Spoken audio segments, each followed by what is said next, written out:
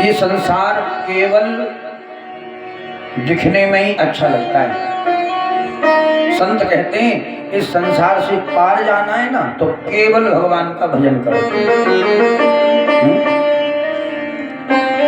असारे संसारे विषय विष संगा कुलधिया क्षणार्धम क्षेमार्धम पिबति सुख गाथा तुलसुधाम।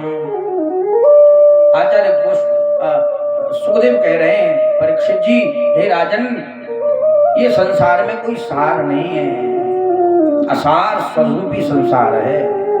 ये दिनों दिन भागता चला जा रहा है।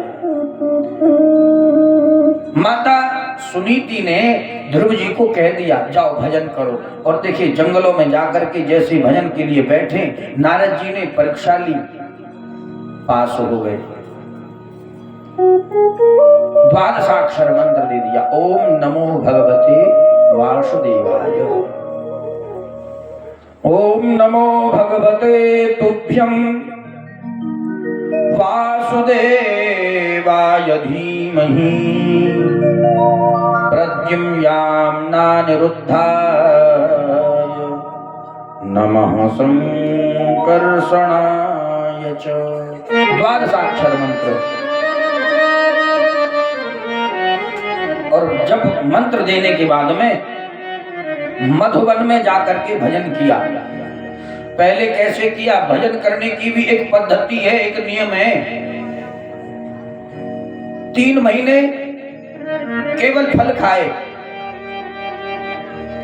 फिर कुछ नहीं खाया, फिर 3 महीने के बाद में फल छोड़ दिए, फिर पत्ते खाना शुरू कर दिया, फिर पत्ते भी छोड़ दिए, फिर लिखा है जल के ऊपर केवल जल पान करके फिर 3 महीने भजन किया, और फिर जल भी छोड़ दिया, केवल वायु का आहार है जी, केवल वायु पी करके भजन किया। और एक समय ऐसा आया, प्राण अपान व्यान उदान और समान, इन 5 प्राणों को ध्रुव जी महाराज ने ब्रह्मरंध्र में रोक करके और एक आसन पर, लिखा है पैर के एक अंगूठे पर शरीर को साध कर और उस पे भजन किया। ऐसा भजन। उम्र कितनी है? मात्र 5 वर्ष की है। ओनली 5 इज 5 वर्ष। और 5 वर्ष की अवस्था में लिखा है ऐसा भजन, ऐसे प्राणों को रोका, देवताओं के प्राण रुक गए, श्वास नहीं ले पा रहे हैं देवता, घबराए ब्रह्मा जी के पास। ब्रह्मा जी बोले जो तुम्हारी गति है वही मेरा हाल है, वही मेरी भी श्वास रुक गई। बोले नारायण के पास चलो। भगवान नारायण के पास आए हैं। शशंख चक्रम सकुरीट कुंडलम शपीत वस्त्रम सरसीरुहेक्षणम सहार वक्षस्थल कौस्तुभश्रियं नमामि विष्णुं शिरसा चतुर्भुजम्। भगवान की उस दिव्य स्वरूप को प्रणाम किया। भगवान ने कहा कहो ब्रह्मादिक देवता कैसे आना हुआ? बोले भगवान जो कष्ट हमको हो रहा है क्या वो आपको महसूस नहीं होता?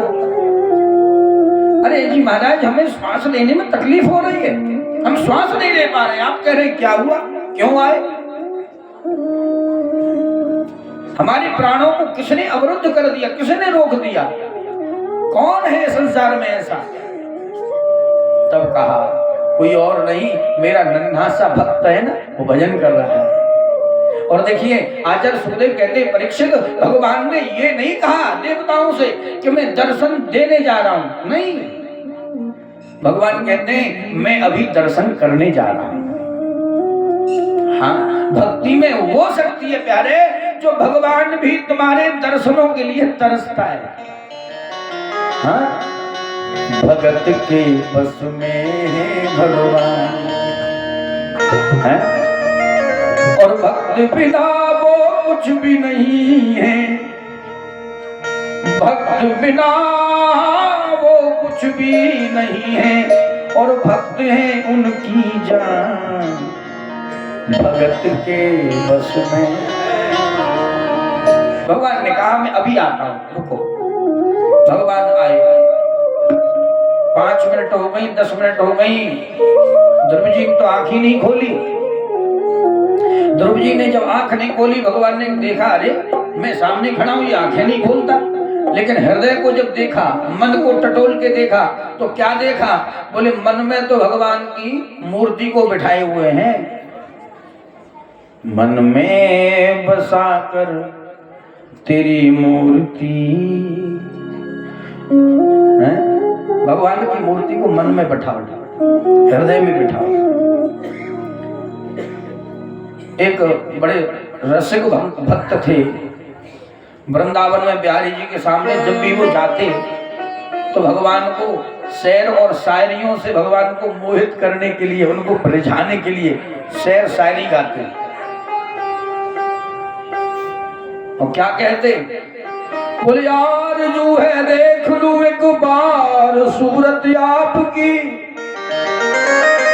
मैं मन के मंदिर में बिठा लूं ये मोहिनी मूरत आपकी, सूख कर कांटा हुआ तन आपके वियोग में, क्या पता थी मार देगी ये मोहब्बत आपकी। हे ठाकुर, हमें पता नहीं था कि आप इतनी सुंदर हैं। और सुनो, हे कृष्ण लला तुम होते लली। वो तो ठाकुर जी सही है, तुम लाला हो। और लाला है कि जब इतना कमाल कर रहे हो, कहीं तुम लाली होते तो क्या होता? बोले हे कृष्ण लला तुम होते लली, तो गले कट जाते करोड़न के। यानी कितने मरते हैं। वो तो ठीक है कि आप छोरा बन के आए हो, छोरी ना बने। ऐसे भक्त भाव गाते हैं। भगवान ने देखा इसके मन में तो मेरे ही छवि, मेरा ही स्वरूप है। उसको भगवान ने दूर किया, ये छटपटाया और ध्रुव की आंखें खुली। देखा तो जो छवि हृदय में है वही छवि साक्षात सामने खड़ी है। आहा, 5 मिनट 10 मिनट हो गई, न ध्रुव जी कुछ बोलते न भगवान कुछ बोलते। लेकिन जैसे ही समय व्यतीत हुआ, भगवान हंसने लगे। परीक्षित जी बोले क्यों हंसे? बोले भगवान इसलिए हंसे कि भगवान सोचते हैं, बोले ये कितना भोला भंडारी भक्त है, इतनी देर हो गई कुछ बोलता ही नहीं है। अगर संसार का कोई जीव होता तो इतनी लंबी लिस्ट बना देता, महाराज ये भी दे दो, वो भी दे दो, ये भी कर दो, वो भी कर दो, है? और ये कुछ बोलता नहीं। बोले जैसे ही भगवान मुस्कुराए वैसे ही ध्रुव जी भी हंसने लगे। परीक्षित ने फिर प्रश्न कर दिया, बोले ध्रुव जी क्यों हंसे? बोले ध्रुव जी इसलिए हंसे, बोले ध्रुव जी कह रहे हैं, बोले कुछ भगवान आता ही नहीं है, मुझे कुछ ज्ञान ही नहीं है, मैं बोलूं क्या, मैं स्तुति क्या करूं। लेकिन सुनो, मूकं करोति वाचालं पंगुं लंघयते गिरिं यत्कृपातमहं वन्दे परमानंद माधवम्। जिस पर गोविंद कृपा करे, यत् कृपा तमहम बंदे, जिस पर गोविंद कृपा कर दे। ध्यान से सुनना, वो गूंगा ही क्यों न हो। महाराज गूंगा व्यक्ति भी भगवान की कृपा से बोल पड़ता है। और पंगुम लंघयते गिरिम, गिरि माने पहाड़। कोई लंगड़ा भी अगर भगवान की कृपा प्राप्त कर ले तो वो भी बड़े बड़े पहाड़ों को लांघ जाता है। इसलिए हे प्रभु, आपकी लीला के बारे में क्या कही जाए। अब मुझे कुछ आता नहीं तो क्या कहूं, क्या बोलूं, क्या मांगूं। लेकिन लिखा है पस परस बालम कृपया कपोले। कपोल माने गाल, गालों से भगवान ने शंख को जैसे स्पर्श कराया, छुआया, वैसे ही समस्त वेदों का ज्ञान हृदय में उड़ेल दिया भगवान ने। और ध्रुव जी के हृदय में जैसे ही ज्ञान आया, तुरंत भगवान का स्तवन करने लगे, स्तुति करने लगे, प्रार्थना करने लगे। भगवान बोले ज्यादा प्रार्थना मत कर, क्या मांगना चाहता है बोल। ध्रुव जी ने कहा प्रभु मुझे कुछ चाहिए नहीं, बस आप दर्शन हो गए ना वही बहुत है। भगवान बोले ऐसी बात नहीं है कि हम आए और कुछ बिना दिए जाए, हैं? ऐसा नहीं हो सकता। अच्छा भगवान ने ये समझा, ये भगवान जानते हैं कि यह ध्रुव जो आया है ना वो कुछ न कुछ मांगने के लिए आया है, कुछ न कुछ कामना से आया है, और जब कामना से आया है तो कामनाओं की पूर्ति होनी चाहिए। भगवान ने कहा जिस कामना के साथ तुम आए थे वो कामना तुम्हारी पूर्ण होगी। पुत्र तुम चिंता न करो, तुम राज्य के अधिपति बनोगे, राजा बनोगे, और अंत में तुम मेरे ही धाम में निवास करोगे। ऐसा कहकर के भगवान अंतर्ध्यान हुए, और ध्रुव जी जब वापस आए हैं अपने नगर में, उत्तानपाद राजा ने देखा, बोले ये देखो मेरे नन्हे से बालक ने भगवत प्राप्ति कर ली, और मैं इस राज के भोग में विलास में इतना मस्त हो गया कि पूरा जीवन बिता दिया, भजन ही नहीं कर पाया। बहुत ग्लानि हुई मन में, और उत्तानपाद राजा ने ध्रुव जी को गद्दी पर अभिषिक्त किया, तिलक कर दिया, राजमुकुट कर दिया, और स्वयं जंगलों में चले गए। देखिए विरक्ति होना कोई बहुत बड़ा समय नहीं हो लगता। विरक्ति अगर आना चाहे तो एक पल में आ जाएगी, त्याग अगर आना चाहे एक पल में आ जाएगा, लेकिन त्याग लाना चाहो तब। एक संत तो यहां तक कहते थे, बोले एक घड़ी आधी घड़ी, आधी में पुनि आधी, अजी तुलसी चरचारा की हरे कोटि अपराध।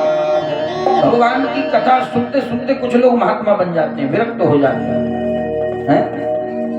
कुछ लोग किसी का कष्ट देख लें, दुख देख लें, उसी में महात्मा बन जाते हैं। देखो गौतम बुद्ध, सिद्धार्थ नाम के जो गौतम बुद्ध हैं, उन्होंने केवल संसार में एक बार दुख देखा, और एक बार दुख देखने के बाद दोबारा वो राज्य में गए ही नहीं, संत बन गए जो भगवान बुद्ध हैं।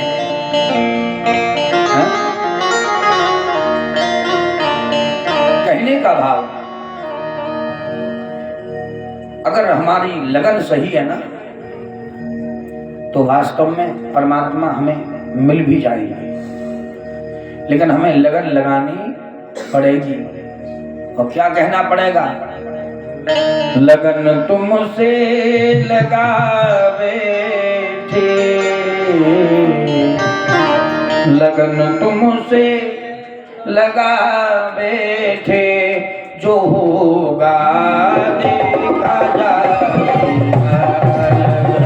तुमसे लगावे थे, जो होगा देखा जाएगा, जो होगा देखा जाएगा, जो होगा देखा जाएगा, जो होगा देखा जाएगा, जो होगा देखा जाएगा। तुम्हें अपना बना बैठे, तुम्हें अपना बना बैठे, जो होगा देखा जाएगा। तुम्हें अपना बना बैठे, जो होगा देखा जाएगा।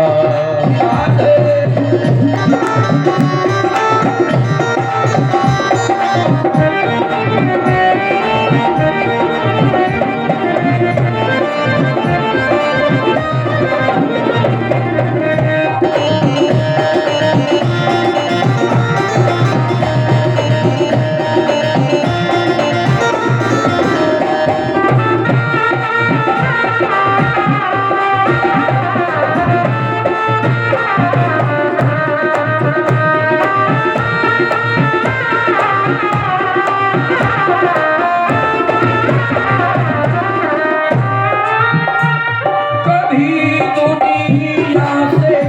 करते थे कि छुप छुप याद करते थे। कभी दुनिया से रहते थे कि छुप छुप याद करते थे। कभी दुनिया से डरते थे कि छुप छुप याद करते थे। कभी दुनिया से डरते थे वो छुप छुप याद करते थे। छुप छुप याद करते लो अब पर्दा, लो अब पर्दा, लो अब पर्दा, बैठे लो अब पर्दा, हटा बैठे, देखा जाए। लगन तुमसे लगा बैठे तुम्हारा देखा जाएगा।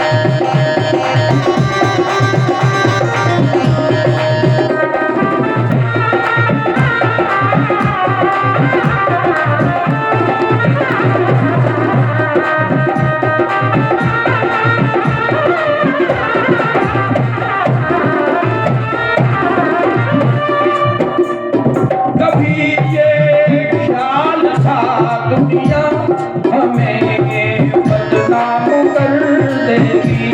कभी ये ख्याल था दुनिया हमें बदनाम कर देगी। कभी ये ख्याल था दुनिया हमें बदनाम कर देगी। कभी ये ख्याल था दुनिया हमें बदनाम कर देगी। हमें बदनाम कर देगी। लो अब तरुके हम खा बैठे, लो अब बैठे, होगा देखा जाएगा। तुमसे लगा बैठे, होगा देखा जाएगा। होगा देखा जाएगा, होगा देखा जाएगा।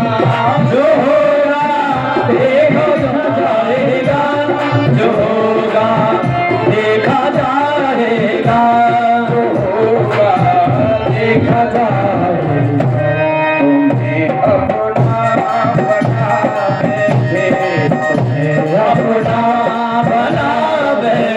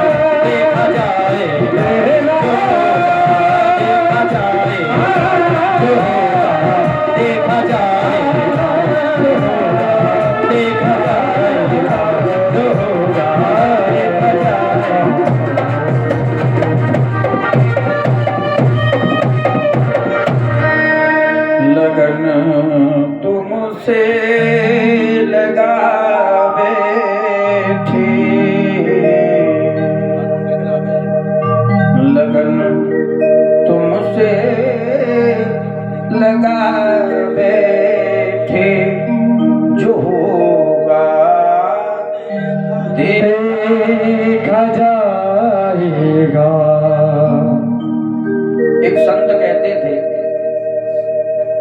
कोई जब वो भजन करने जाते तो लोग कहते, बोले ये तो बाबरो है गए और पागल है गए, ये तो पागल हो गया। तो वो संत कहते, संभल कर बैठना,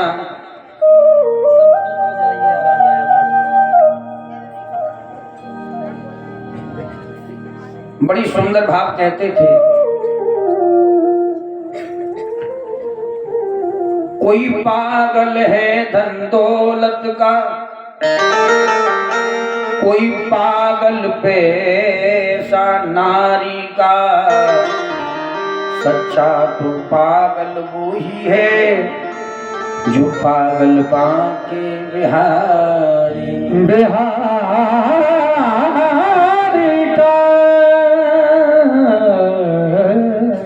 संभल कर बैठना जलवे मोहब्बत देखने वालों, संभल कर बैठना जलवे मोहब्बत देखने वालों, तमाशा खुद न बन जाना तमाशा देखने वालों, तमाशा खुद न बन जाना, हाँ, तमाशा देखने वालों।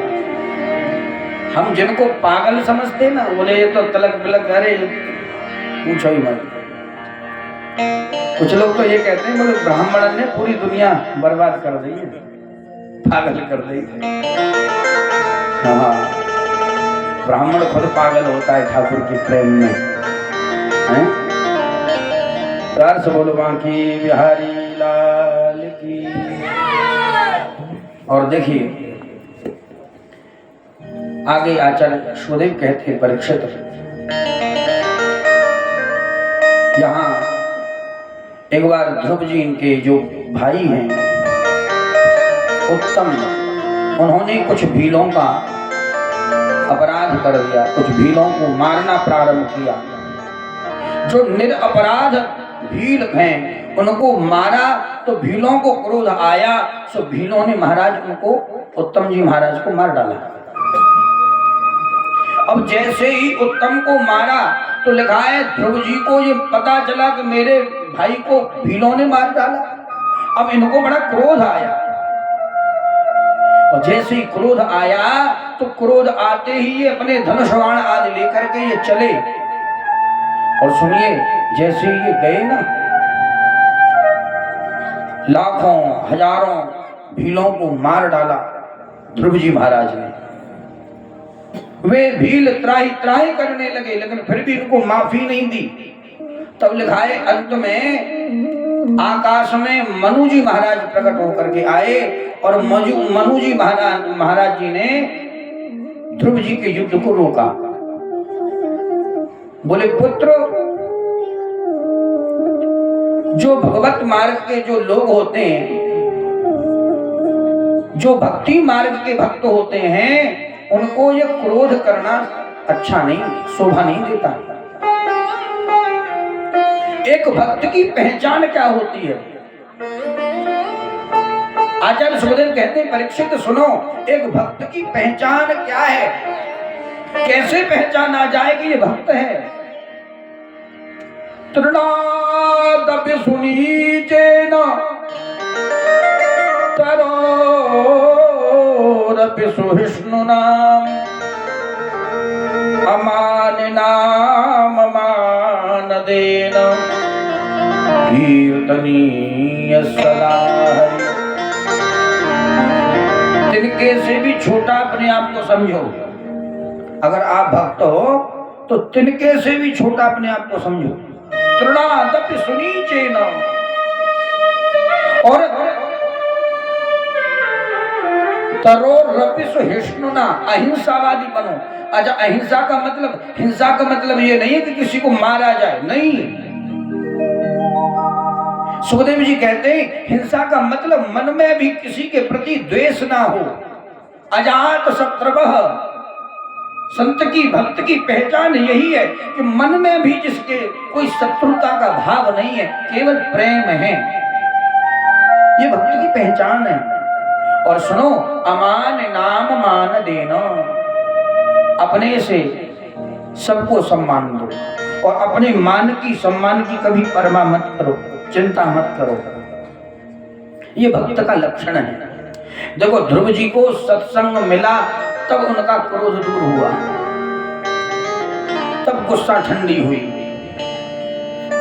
आचार्य सुखदेव जी से प्रश्न कर दिया परीक्षित ने, बोले इन्होंने तो दर्शन किए थे भगवान के, फिर भी इनके मन का क्रोध नहीं गया, क्यों? अरे भगवान के दर्शन करने के बाद में तो भक्त बन गए, और भक्तों के मन में क्रोध तो आना ही नहीं चाहिए, गुस्सा आनी ही नहीं चाहिए, फिर इनको क्रोध क्यों आया? सुखदेव जी मुस्कुरा करके कहने लगे, परीक्षित तुम बड़े भोले हो, शायद तुम्हें ये पता नहीं है कि भगवान के दर्शनों से कभी कभी क्रोध क्या, संसार की वासनाएं भी दूर नहीं होती, इच्छाएं भी मरती नहीं है। रावण को भगवान ने भगवान राम को रावण ने कितनी बार देखा बताओ? कई बार दर्शन किए राम जी के रावण ने। क्या क्रोध खत्म हुआ? क्या द्वेष मिटा? क्या ईर्ष्या गई?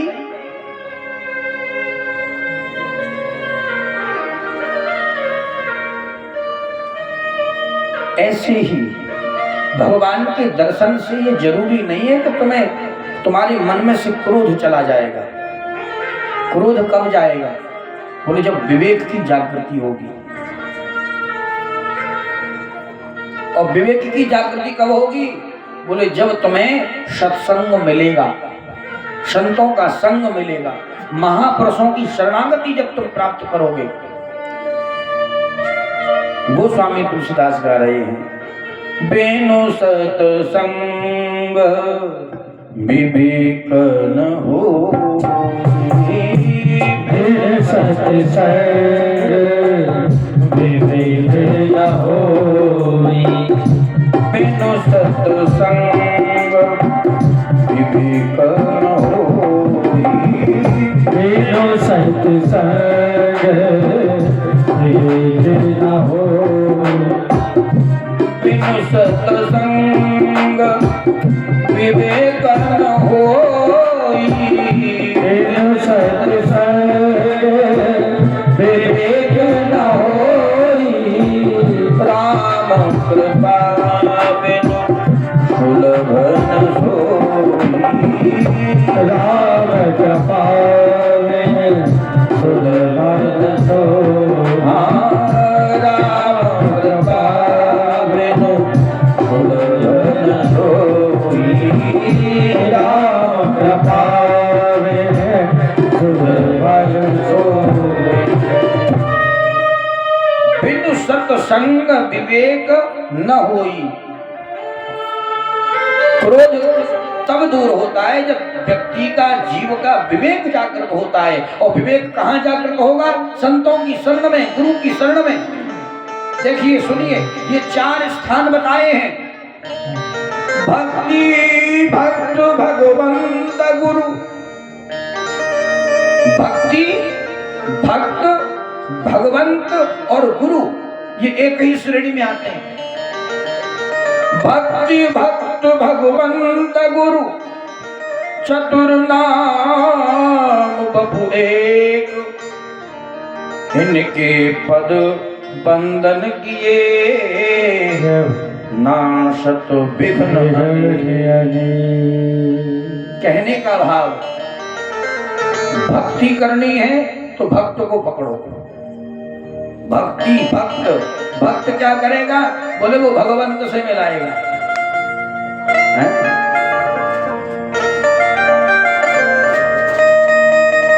ये जो काक भसुंडी जी है ना, ये पहले ब्राह्मण थे, बताया कि नहीं? रामचरितमानस में ये एक बार भगवान शंकर की पूजा अर्चना में थे, तो लिखा है गुरु जी आ गए, और गुरु आने के बाद भी ये खड़े नहीं हुए, गुरु को प्रणाम नहीं किया। तभी भगवान शंकर ने प्रकट होकर के उनको श्राप दिया, बोले जाओ कौआ बन जाओ, कपटी कौआ।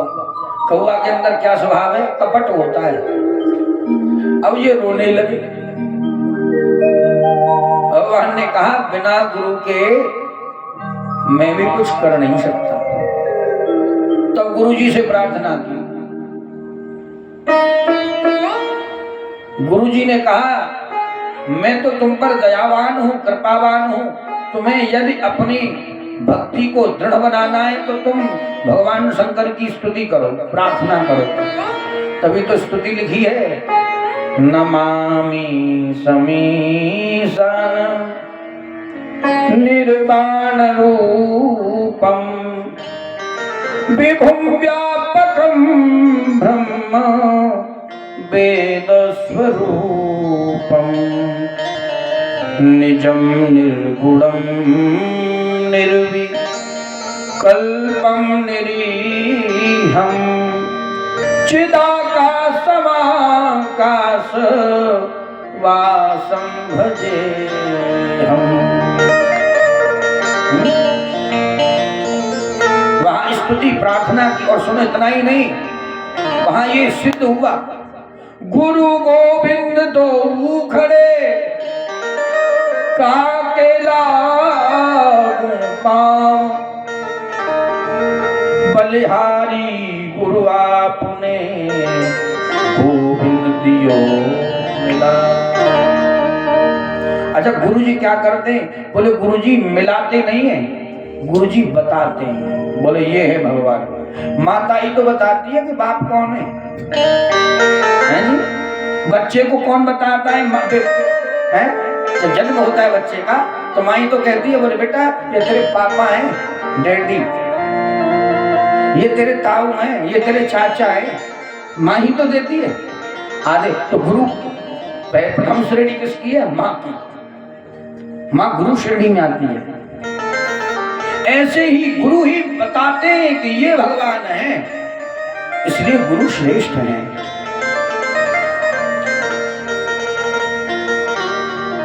आज मनु जी महाराज ने सत्संग के द्वारा भक्त प्रहलाद का भक्ति का मार्ग प्रशस्त किया। और देखो अपने पुत्र उत्कल को गद्दी पर बिठा करके ध्रुव जी विमान में बैठ करके सीधे भगवान के धाम को चले। बोल भक्त वत्सल भगवान की जय हो। इसके बाद में यहाँ आगे चल करके बहुत सारी कथाएं हैं। अंग उत्कल के पुत्र अंग हुए, बैन हुए। प्राचीन बरही की यहाँ कथा आती है और प्राचीन बरही को उपदेश दिया। देखो ये जो प्राचीन बरही है ना, ये इसने क्या किया पता है? इसने महाराज जब ये यज्ञ करता, अनुष्ठान करता तो ये लाखों पशुओं की बलि देता, लाखों पशुओं की बलि। और जब लाखों पशुओं को मार करके बलि में स्वाहा कर देता, लिखा है उस समय नारद जी आए और आकर के नारद जी ने इसको ज्ञानोपदेश दिया। बोले राजन, जो अपराध तुम कर रहे हो, जिन जिन जीवों को तुमने मारा है ना, ये जीव तुमसे तुम्हारे मरने के बाद जब तुम नरक आदि में जाओगे तो ये सब तुमसे बदला लेने के लिए खड़े हैं। और ऐसे आकाश की ओर इशारा करके आकाश की ओर जब दिखाया तो वहां भयानक गधे, घोड़े, पशु बहुत सारे दिखाई दिए। जिन जिन को मारा वो दिखाई दे रहे हैं, बड़े भयंकर क्रोध में हैं। बोले राजन आ जाओ, हम तुमसे बदला लेने के लिए प्रतीक्षा कर रहे हैं। प्राचीन बरही को जब ये ज्ञान उपदेश प्राप्त हुआ तो ये डरने लगा, भयभीत हो गया। बोले कहा भगवान मेरी आपसे विनती है, मेरी विनती ये है कि भगवान मेरे मार्ग को भक्ति मार्ग में लेके चलो, मुझे ज्ञानोपदेश दो। ये जो पाप हुआ है इस पाप का प्रायश्चित्त कैसे होगा, ये पाप दूर कैसे होगा। तब कहा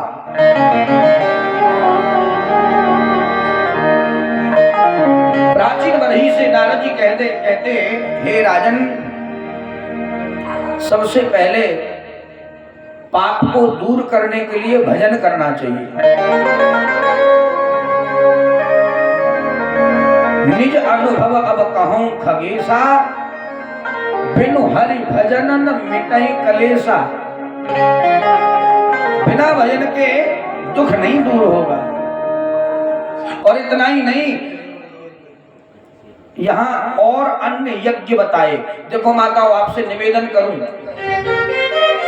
हम चलने में, फिरने में, खाने में, भोजन बनाने में, श्वास लेने में न जाने हमसे कितने अपराध हो जाते हैं, पाप हो जाते हैं। झाड़ू लगाते समय न जाने कितने चीटी चीटा मरते हैं। उन सब के लिए हमें 5 यज्ञ नित्य करने चाहिए। कितने करने चाहिए? 5 यज्ञ। अच्छा, 5 यज्ञ कौन कौन से हैं? पहला यज्ञ है, सुनो ध्यान से। हाँ, वहां घर पे कह के आई हैं कि वहां हम जाएंगे कथा सुनने, और यहाँ आके अपनी रामधन में पति को धोखा मत दो, बच्चों को धोखा मत दो, ढंग से कथा सुनो। 5 यज्ञ नित्य बताए हैं। पहला कौन सा है? बोले सबसे पहली रोटी जो बनाई जाए वो गाय के लिए दी जाए, गौग्रास। पहला यज्ञ कौन सा है बताओ? गाय को रोटी देना। क्योंकि देखो, पुरुषों की बुद्धि ठीक करनी है ना, तो तुम्हारे हाथ में है चाबी। जैसा भोजन खिलाओगी बना करके। और सुनो, अगर भोजन बनाते समय तुमने अगर झें झें शुरू कर दी, लड़ाई शुरू कर दी, तो समझ लो तुम्हारा पति तुमसे जरूर लड़ेगा। क्योंकि जो वो भोजन बनाते समय तो जो क्रोध उन भोजन में भी तो आएगा है। आहार शुद्ध कैसे होगा? भोजन भी भगवान का भजन करते करते बनाओ। आओ आओ प्रभु जी भोग, मेरे साथ बोलो एक बार। आओ आओ प्रभु जी भोग लगाओ, प्रभु जी मैंने बना दिया प्रसाद जी, आकर के भोग लगा जाना। आओ आओ प्रभु जी, आओ प्रभु जी, आओ प्रभु जी, मैंने बना दिया प्रसाद जी, आकर के भोग लगाओ जी। दुर्योधन की मेवा त्यागी, साग विदुर घर खायो प्रभु जी, साग विदुर घर खायो प्रभु जी, साग विदुर घर खायो। दुर्योधन की मेवा त्यागी, साग विदुर घर खायो प्रभु जी, साग विदुर घर खायो। सबरी के बेर सुदामा के तंदुल, रुचि रुचि भोग लगायो प्रभु जी, रुचि रुचि भोग लगायो प्रभु। आओ आओ प्रभु जी भोग लगाओ, प्रभु जी मैंने बना दिया प्रसाद जी, आकर के भोग लगाओ, आकर के भोग लगा जाना, आकर के भोग लगाना। ऐसे अगर तुम भोग बनाओगे, भोग लगाओगे, तो सच कह रहा हूं भगवान तुम्हारी जरूर भोग को स्वीकार करेंगे। लेकिन हम लोग क्या करते हैं? बोले महाराज पति खाए न खाए, हम सबसे पहले खाएं। हैं? पति चाहे भूखा ही मरे, हमें खाना है पहले। ऐसा भाव नहीं। सबसे पहले पहला यज्ञ कौन सा बताया? पहला यज्ञ है गौग्रास।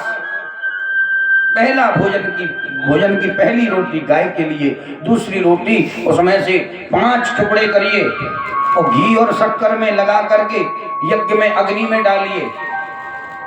प्राणाय स्वाहा, अपानाय स्वाहा, व्यानाय स्वाहा, उदानाय स्वाहा, समानाय स्वाहा। ये 5। अच्छा, इससे क्या होगा? बोले जिस अग्नि में तुमने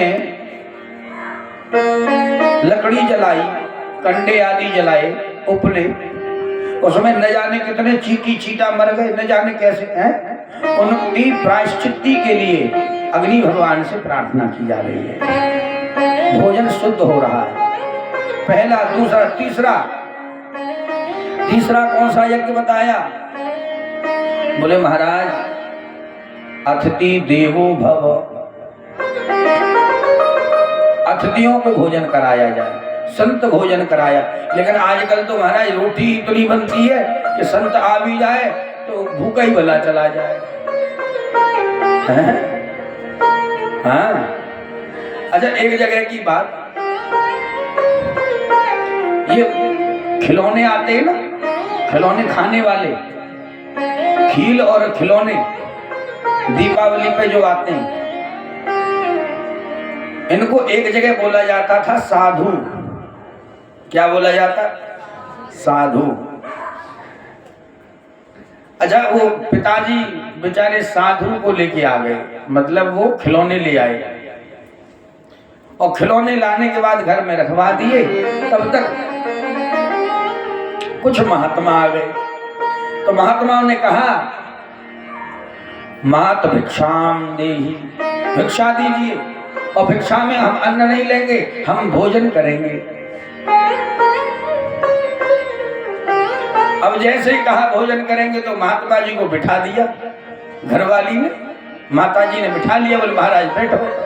तब तक बच्चा रोता हुआ आया, माता जी। बोले साधु खाऊंगा। है?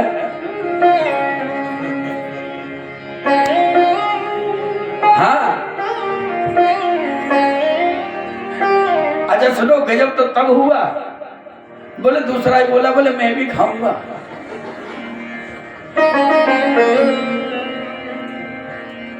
और हद तो तब पार हुई जब माँ ने कहा, बोले पापा को बुला के ले आओ, बांट करके।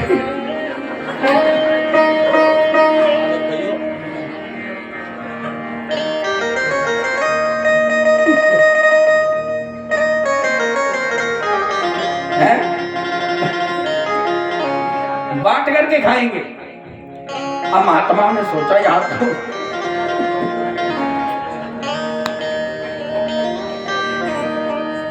सब गड़बड़ हो गया।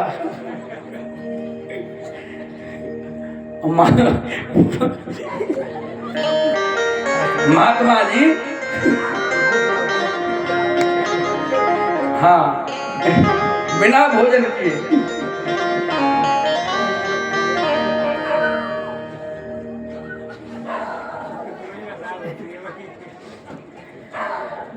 जरूरी है। हाँ जी, बिना भोजन की। महात्मा ने सोचा, बोले यहाँ तो मांसाहार होता है।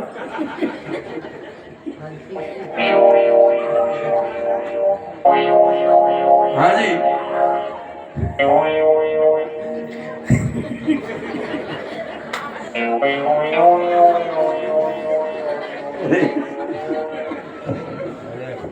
ऐसे मत करो यार।